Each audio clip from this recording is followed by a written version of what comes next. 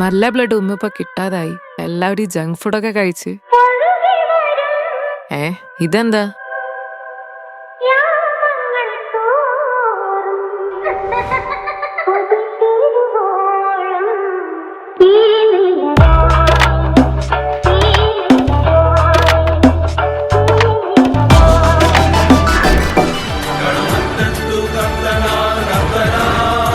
എന്താ നീലി പരിപാടി?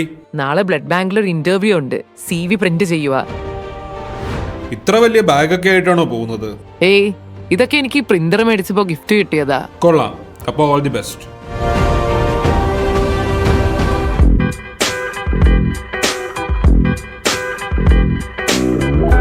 ബ്ലഡ് എടുത്ത് മുൻപരിചയം എന്തെങ്കിലും ഉണ്ടോ?